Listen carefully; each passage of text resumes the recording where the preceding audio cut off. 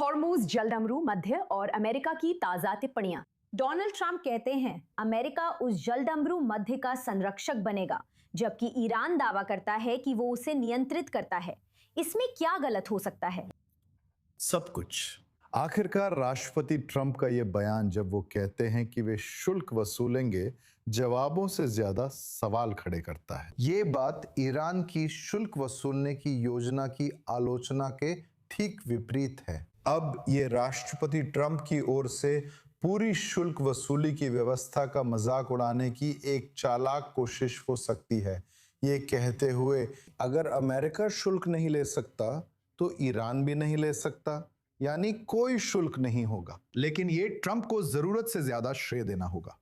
शायद इस मामले में ऐसा नहीं है, लेकिन आखिरकार आप जानते हैं होर्मुज जलडमरू मध्य से जहाजों को सुरक्षित बाहर निकालने के प्रयास किए गए थे। हम उन हजारों नाविकों की बात कर रहे हैं जो महीनों से वहां फंसे हुए हैं, और ये अभियान ईरान की धमकियों के कारण बहुत जल्दी दरकिनार कर दिया गया था।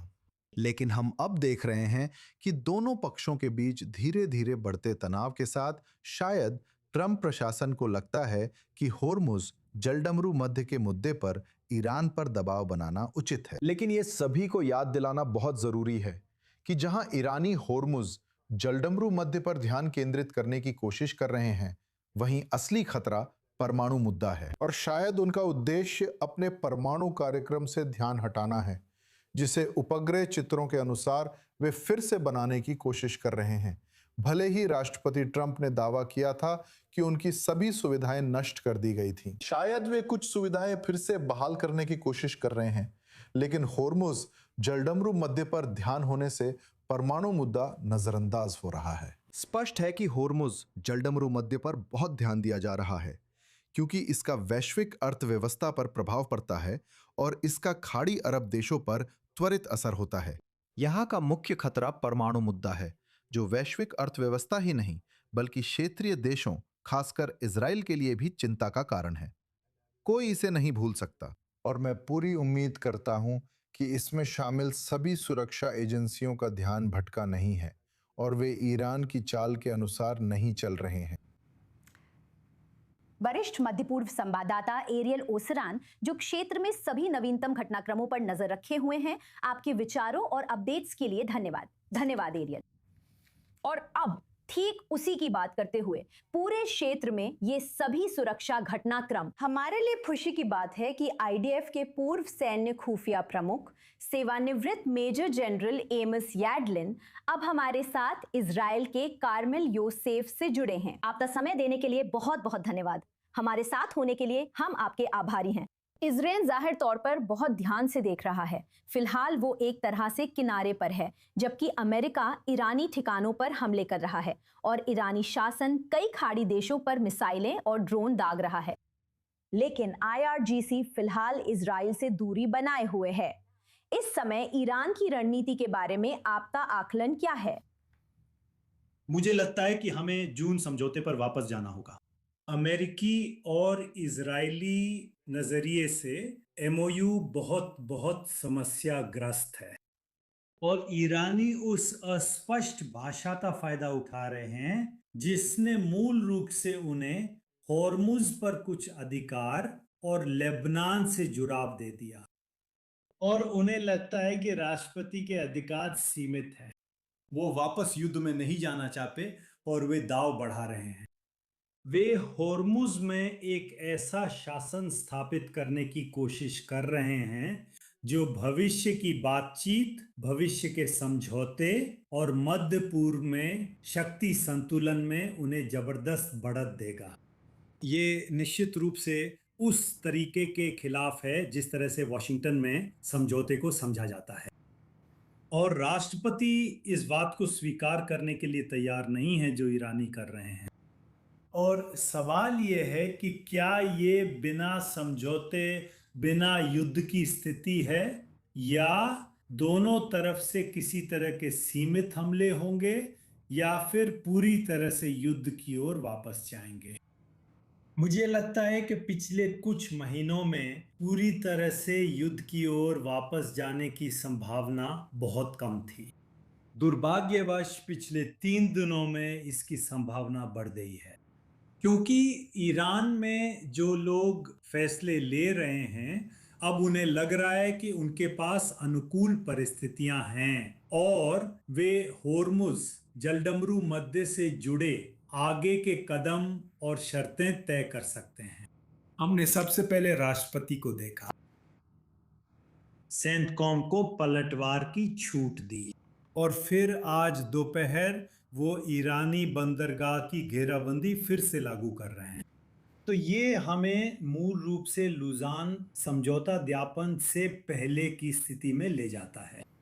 यह खास पर दिलचस्प है क्योंकि शासन के मामले में उस जलडमरू मध्य को IRGC नियंत्रित कर रही है। जैसा कि हमने शो में पहले चर्चा की थी, ईरान ने ध्यान परमाणु मुद्दे से हटाकर होर्मुज जलडमरू मध्य पर केंद्रित करने में रणनीतिक रूप से अच्छा काम किया है। लेकिन मैं आपके विचार जानना चाहूंगी कि इस युद्ध की शुरुआत में इजराइल और अमेरिका पूरी तरह एक ही सोच पर थे। फरवरी के अंत में अभूतपूर्व संयुक्त अभियान से युद्ध की शुरुआत में सर्वोच्च नेता और 40 कमांडरों को खत्म किया गया था। अब सिर्फ कुछ हफ्तों बाद यरूशलेम शायद इस प्रक्रिया से बाहर दिख रहा है। कम से कम ऊपर से तो ऐसा ही लगता है। आप सुझाव दे रही हैं कि युद्ध फिर से शुरू हो सकता है। क्या आप मानती हैं कि सैन्य अभियान फिर शुरू हुए तो इजराइल शामिल रहेगा? मुझे नहीं लगता कि इजराइल के पास अपनी पहल पर एक तरफा युद्ध फिर से शुरू करने की क्षमता है, लेकिन इजराइल निश्चित रूप से युद्ध में शामिल हो जाएगा अगर इन दोनों में से कोई एक घटना घटती है। इजराइल पर ईरान उसी तरह हमला करेगा जैसे पिछले 3 दिनों में बहरीन, कुवैत और UAE पर हमला हुआ है, या राष्ट्रपति युद्ध में वापस जाने का फैसला करें और फिर इजराइल एक बार फिर अमेरिकियों के साथ कंधे से कंधा मिलाकर लड़ेगा। मुझे लगता है कि इजराइल की केवल एक लाल रेखा है जो इजराइल को अपने ही पहल पर एक तरफा युद्ध में जाने के लिए मजबूर कर देगी, और ये तब है जब इजराइल को खुफिया जानकारी से पता चले कि ईरान बम यानी परमाणु बम बनाने की कोशिश कर रहा है या उसे तस्करी के जरिए बाहर ले जा रहा है। ये एक ऐसी लाल रेखा है जो इजराइल को बिना किसी शक के फिर से युद्ध में ले जाएगी। मुझे नहीं लगता कि ईरानी आने वाले महीनों में ऐसा करेंगे। वो अब इसे लगभग एक ध्यान भटकाने के तरीके के रूप में नहीं देखते हैं। उनका मानना है कि यही उनका परमाणु बम है। युद्ध से उन्हें जो सबसे बड़ी रणनीतिक बढ़त मिली है वो यही है, और वे इसे इतनी आसानी से छोड़ने वाले नहीं हैं। जैसा कि हमने पहले भी कहा था, उनकी जो रणनीति है वो फिलहाल तो काम करती हुई दिख रही है। अगर अमेरिकी राष्ट्रपति अलग फैसला लेते हैं और संभव है कि फोन कॉल भी हो, तो देखना होगा आगे क्या होता है। मेजर जनरल हमारे साथ रहें। एक और बड़ी खबर है जिस पर मैं आपकी राय चाहूंगी। ताजा रिपोर्टिंग तेहरान में महमूद अहमदीन इजाद को लेकर एक दुस्साहसी योजना पर है और कई वर्षों तक कथित तौर पर पूर्व कट्टरपंथी नेता को वॉशिंगटन और यरूशलेम के लिए एक खुफिया स्रोत के रूप में तैयार करने के प्रयास किए गए और ईरान में शासन परिवर्तन की स्थिति में संभवतः उन्हें संभावित नेता के तौर पर सामने लाने के लिए। अब बताया जाता है कि ये सभी प्रयास एक नाटकीय कोशिश में परिणत हुए, जिसमें उन्हें तेहरान से, जहां वे कड़ी निगरानी में रहते थे, निकालकर युद्ध के शुरुआती दिनों में एक इजरायली सुरक्षित ठिकाने में ले जाने की योजना बनाई गई थी, लेकिन ये योजना विफल हो गई। न्यूयॉर्क टाइम्स की रिपोर्ट के अनुसार इन प्रयासों में 2 साल से भी अधिक पहले हंगरी में एक अकादमिक सम्मेलन के दौरान मोसाद प्रमुख डेविड बार्नेया के साथ एक बैठक भी शामिल थी। हमारे साथ है सेवानिवृत्त मेजर जनरल एमएस याडलिन, पूर्व IDF सैन्य खुफिया प्रमुख। मेजर जनरल, ये कहानी तो किसी फिल्मी थ्रिलर जैसी लगती है जिसमें कई मोड़ भी हैं।